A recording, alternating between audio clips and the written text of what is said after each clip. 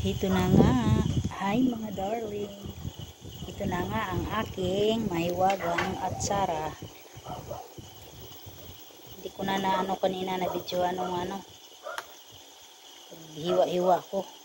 Hirap eh. Ayan, basta ito na yun. Luto na to. Palamigin ko na lang tapos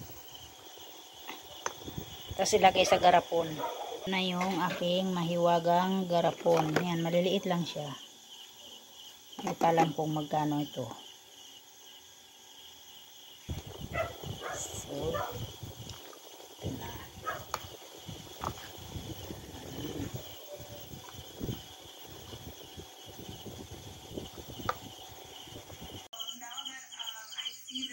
Ayan na, nakapack na siya. Palagay na sa garapon. Yuhuhu. Yan.